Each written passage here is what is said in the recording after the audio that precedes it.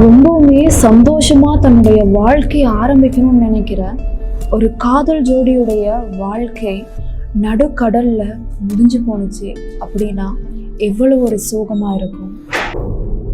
வாழ்க்கையே ஆரம்பிக்கல, ஆனா உடனே முடிவு வந்துருச்சு.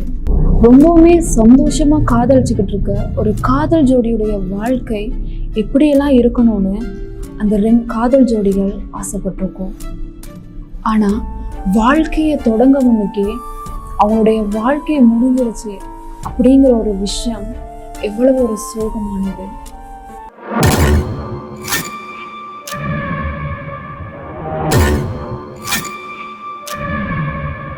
ஒரு காதல் ஜோடி ரொம்பவுமே சந்தோஷமா இருக்கிறாங்க. அவங்களுடைய ஒர்க் டென்ஷன், ஃபேமிலி டென்ஷன் எல்லாத்தையும் மறந்து நாம் 2 பேரும் எங்கேயாவது தூர போய் ரொம்ப சந்தோஷமா இருக்கணும் அப்படின்னு யோசிக்கிறாங்க. அது எல்லாருமே சேம் டைம் யோசிக்கிறது. அவங்க 2 பேரும் ரொம்ப சந்தோஷமா ஒரு வீக்கெண்டை கொண்டாட போறாங்க. அப்படி அவங்க கொண்டாட முடிவு செஞ்சது ஸ்கூபா டிரைவிங், அதாவது கடலுக்கு ஆழத்துல போயிட்டு அங்க இருக்க இயற்கையை ரசிக்கணும் அப்படின்னு சொல்லி முடிவெடுக்கிறாங்க.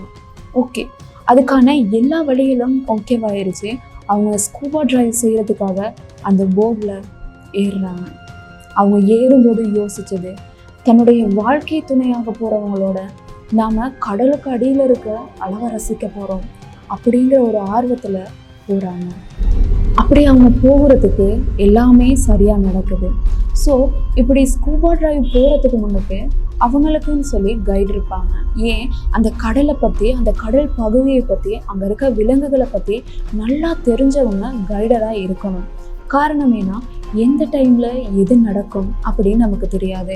அது கடலுக்கு மட்டும் இல்லை, எல்லா விதமான டூரிசம் சம்மந்தப்பட்ட எல்லா விஷயங்களுக்குமே கைட்னஸ் இருப்பாங்க. அப்படி ஒரு கைடு இருக்கிறாரு. அந்த கைடுக்கு சப்போர்ட்டாக அசிஸ்டண்ட்டாக இன்னொரு கைடும் இருக்கிறாங்க. ஸோ இந்த அசிஸ்டன்ட் கைடாக இருக்கிறவர் எத்தனை பேரை அந்த போர்டில் கூட்டிகிட்டு போகிறோம், யார் யாரெல்லாம் வராங்க, அவங்களுடைய நேம் லிஸ்ட், எத்தனை பேர், அவங்களுக்கு தேவையான எல்லா ப்ராப்பர்ட்டியும் கொடுத்தாச்சா. ப்ராப்பர்ட்டி அப்படிங்கிறது கடலுக்கு இறங்கும்போது அதுக்கு சூட்டபிளான ட்ரெஸ் எல்லாம் கொடுப்பாங்க இல்லையா, மாஸ்க் அண்ட் ஆக்சிஜன் அதெல்லாம் கொடுப்பாங்க இல்லையா, அதெல்லாம் அவங்களுக்கு கொடுக்கப்பட்டுச்சா அப்படிங்கிற இந்த ஒரு சில நோட்டை அவர் எடுத்து வச்சுக்குவாரு. ஓகே, எல்லா விதத்துலேயும் அந்த போர்டில் போகிறவங்க ஜஸ்ட் 20 பேர். இந்த 20 பேருக்கும் சூட்டபிளான ட்ரெஸ் கொடுக்கப்பட்டாச்சு. இதையெல்லாம் எடுத்துக்கிட்டு நடுக்கடலை நோக்கி அந்த படகு பயணமாகுது.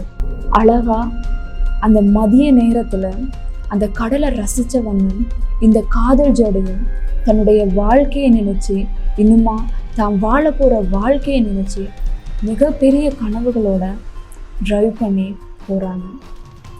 நடுக்கடலுக்கு இறங்க போகிறாங்க.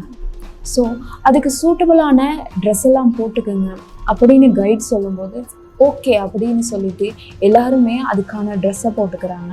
அது மட்டும் இல்லாமல் கைட் சொல்கிறாரு, நீங்கள் இந்த நடுக்கடலோட 60 அடி ஆழத்துக்கு இறங்கி அங்கே இருக்கிற இயற்கையை ரசிக்க போகிறீங்க. ஸோ உங்களுக்கான டைம் வெறும் 30 நிமிஷம்தான். அதுக்கிடையில் நீங்கள் கீழே இருக்கிற எல்லாத்தையும் பார்த்துட்டு மேலே வந்துடணும். உங்களுக்கு கொடுக்கப்பட்டிருக்க இந்த ஆடைகளை எக்காரணத்தை கொண்டும் நீங்கள் கலட்டக்கூடாது. சப்போஸ் உங்களுக்கு ஏதாவது பிரச்சனை அப்படின்னா உடனே நீங்கள் மேலே ஏறி வந்து உங்களுக்கு ஓகேனா இப்படிங்கிற சைகையும், உங்களுக்கு ஓகே இல்லைன்னா கை 2ஐயும் ஆட்டி காட்டுங்க அப்படிங்கிற விஷயத்தையெல்லாம் சொல்லி கொடுக்குறாரு. எல்லாரும் ஓகே, எல்லாத்தையும் காதுக்குள்ளே வாங்கினவங்களா, நடுக்கடலை பார்க்க போகிறவங்களா ஆர்வத்தில் எல்லாருமே போக ஆரம்பிக்கிறாங்க. ஆனால் அந்த நேரத்தில் ஒருத்தருக்கு மட்டும் தனக்கு கொடுக்கப்பட்ட ஆக்சிஜன் மாஸ்கை வச்சுட்டு வந்துட்டதா சொல்கிறாரு. ஸோ மாஸ்க் இல்லாமல் நீங்கள் இறங்க இயலாது அப்படின்னு கைட் சொல்கிறாரு. இவ்வளோ காசு செலவு பண்ணி என்னால் இந்த நடுக்கடலை பார்க்க முடியாமல் போச்சு அப்படின்னு சொல்லி அந்த போர்டில் இருக்க ஒருத்தர் வந்து ரொம்பவுமே மனசு கஷ்டப்பட்டு அந்த இடத்துல உட்காந்து இருக்கிறாரு. அதோட போனவங்க எல்லாருமே ஜோடி ஜோடியாக தான் போகிறாங்க. அதே வண்ணம் நம்ம கதையோட லவ்வர்ஸும் ஜோடியாக தான் அந்த கடலுக்குள்ளே இறங்கி போகிறாங்க. ஸோ அந்த இடத்துல அவங்க இருக்கிற எல்லா அழகையுமே ரசித்து பார்க்குறாங்க. அந்த கடலுக்கு அடியில் இருக்கிற அழகான உயிரினங்களை பார்க்குறாங்க, அதே டைம் தொட்டும் பார்க்குறாங்க. ஸோ அவங்க என்ஜாய் பண்ணிக்கிருக்காங்க. 2 பேரும் கையை பிடிச்சி அவங்க 2 பேரும் கட்டி பிடிச்சிட்டு அந்த இடத்துல ரொம்பவே சந்தோஷமாக இருக்கிறாங்க. அப்படி அவங்க இருக்கும் பொழுது நேரம் போகிறது அவங்களுக்கு தெரியலை. அதே டைம் அந்த கடலுக்கு மேலே கீழே இறங்கி போன ஒரு காதல் ஜோடி மேலே வந்து அந்த காதல் ஜோடியில் இருக்க கேர்ளோட காதில் தண்ணி போயிட்டு அவங்களுக்கு ரொம்ப வருத்தமாக இருக்குது அப்படிங்கிறதுக்காக மேலே வந்து நான் கடலுக்குள்ளே போகலை அப்படின்னு சொல்கிறாங்க. ஸோ அந்த டைம் மாஸ்க் இல்லாமல் ஒருத்தர் வந்து ரொம்ப கவலையாக இருந்தார் இல்லையா, அவர் வந்து நீங்கள் போகலை, உங்களுடைய மாஸ்க்கை எனக்கு தாங்க அப்படின்னு கேட்கும்போது ஓகே இந்தாங்க எடுத்துக்கோங்க அப்படின்னு கொடுக்குறாரு. அவர் தன்னுடைய ஆடைகள் எல்லாத்தையும் போட்டுக்கிட்டு கடலுக்கடியில் இறங்க ரெடி ஆகுறாரு. ஸோ அதே டைம் சொல்கிறாங்க ஜோடி இல்லாமல் யாருமே இறங்கக்கூடாது அப்படின்னு சொல்லும்போது அந்த ஏறி வந்த காதல் ஜோடியில் ஒரு போய் இருக்கிறாரு இல்லையா, அவர்கிட்ட கேட்குறாரு நாம் 2 பேரும் போவோமா அப்படின்னு கேட்கும்போது ஓகே நாம் 2 பேரும் போவோம் அப்படின்னு சொல்லி அவங்க 2 பேரும் முடிவெடுத்து கடலுக்கடியில் இறங்குறாங்க. எல்லாருமே கடலுக்கடியில் போயிட்டு 30 நிமிஷம் முடிஞ்சிச்சு. போனவங்க எல்லாருமே மேலே வந்துட்டாங்க. ஆனால் முக்கியமான இந்த காதல் ஜோடிகள் மேலே வரலை. இந்த கைடுடைய அசிஸ்டன்ட் நம்பர் எண்ணி இருப்பார் இல்லையா, அவர் வந்து 2 பேர் வரலைங்கிற விஷயம் தெரிஞ்சும் நாம் பிள்ளையாக கவுண்ட் பண்ணிட்டோம் அப்படிங்கிறதுக்காக 20 பேரை 18 குறைச்சி விடுறாரு. எல்லாரும் வந்தாச்சு போகலாம் அப்படின்னு அந்த படகு அந்த இடத்துல இருந்து கிளம்ப ஆரம்பிக்குது. இவ்வளவு நேரமாக கடலுக்கு அடியில் இருந்த எல்லா விஷயங்களையுமே ரசித்து வந்தவங்க இப்போ மேலே வராங்க. மேலே வந்து பார்க்கும்போது தாங்கள் வந்த படகை காணோம் அப்படிங்கிறத உணர்றாங்க. நம்ம எங்கேயோ மிஸ் ஆகிட்டோம் அப்படின்னு சொல்லி பதறி போகிறாங்க. அதே சேம் டைம் தூரத்தில் ஒரு படகு நிற்கிது. அது நம்மளுடைய படகா அப்படின்னு சொல்லி ஹெல்ப் வேணும்னா நீங்கள் இப்படித்தான் கையாட்டணும்னு சொல்லி கொடுத்துருப்பாங்க இல்லையா, அதே மாதிரி இவங்க 2 பேரும் ஆட்டி பார்க்குறாங்க. அந்த டைம் போய் சொல்கிறாரு அது நாம் வந்த போர்டு இல்லை அப்படின்னு சொல்கிறாரு. அப்போ கேர்ள் சொல்கிறாங்க அது நம்ம வந்த போர்டாக இல்லாட்டியும் வாங்க போயிட்டு ஹெல்ப் கேட்கலாம் அப்படின்னு சொல்லும்போது போய் சொல்கிறாரு சப்போஸ் நாம் வந்த படகு நம்மளை மிஸ் பண்ணதை இந்நேரம் கண்டுபிடிச்சிருப்பாங்க, அவங்க நம்மளை தேடி இதே இடத்துக்கு வருவாங்க, ஸோ இதே இடத்துல கொஞ்சம் நேரம் வெயிட் பண்ணலாம் அப்படின்னு சொல்கிறாரு.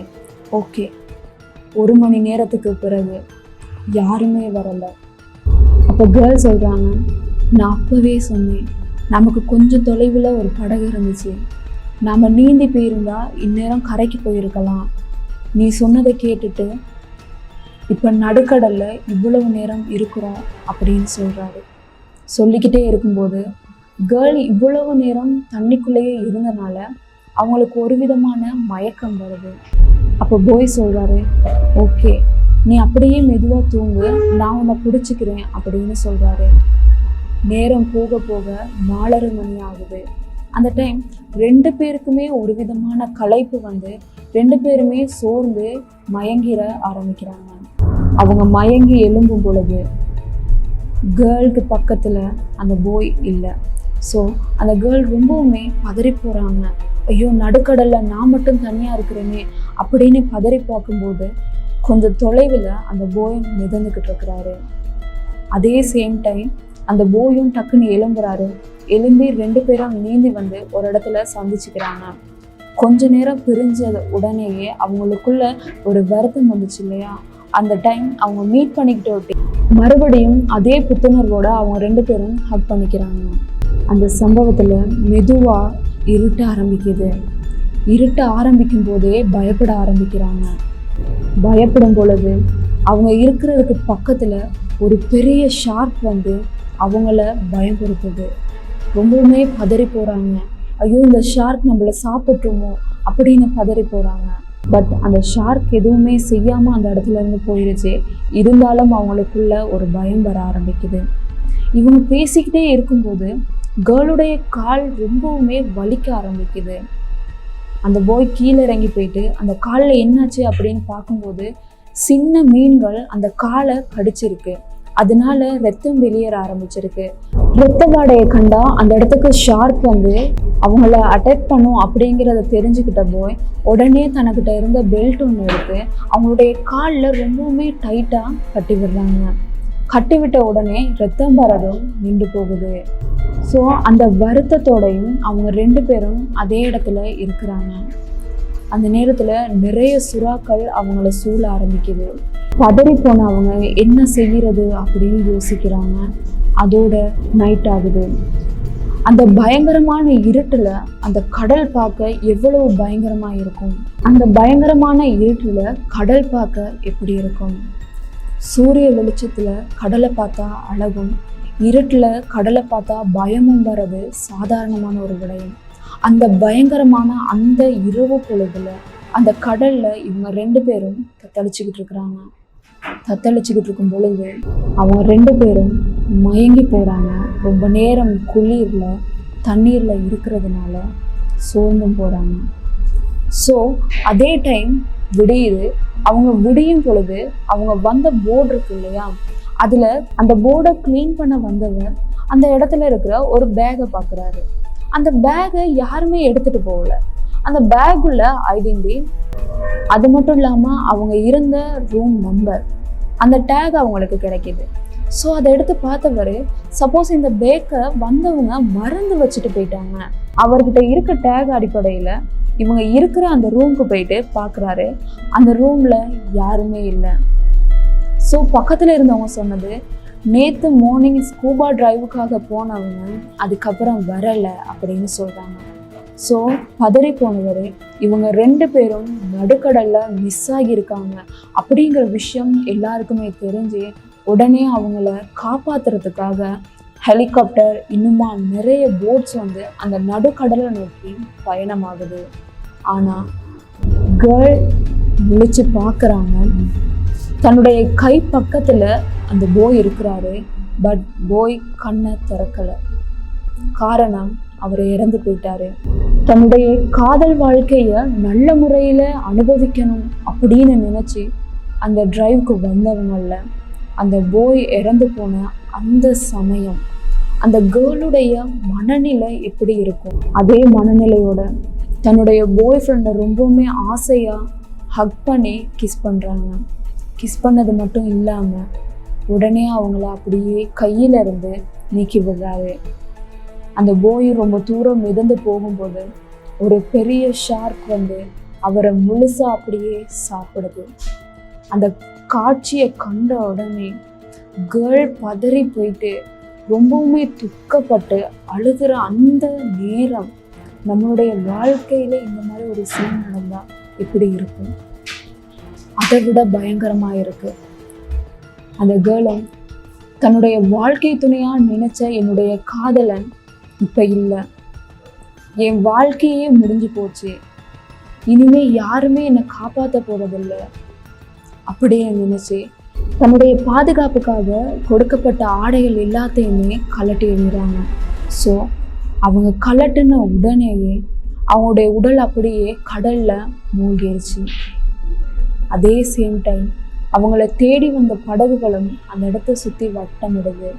பட் பிரயோஜனம் இல்லை. 2 பேருமே இறந்து போயிட்டாங்க. வாழ்க்கையை தொடரணும்னு நினைச்சவங்க உடனடியாக அந்த நடுக்கடலில் எண்டிங்கை பார்க்குறாங்க.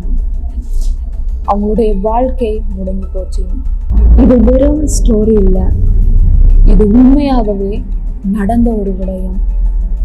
ஓப்பன் வாட்டர் 2003 வெளியான இந்த படம் உண்மையாகவே ஒரு காதல் ஜோடி ஸ்கூபா டிரைவுக்கு போயிட்டு கடல் நடுவில் இறந்து போன உண்மையான சம்பவத்தை தான் படமாக எடுத்து காட்டியிருக்கிறாங்க. இதே மாதிரியான நீங்கள் தெரிஞ்சும் தெரியாத பல விடயங்களை பற்றி நாம் அடுத்த வீடியோவில் பார்க்கலாம்.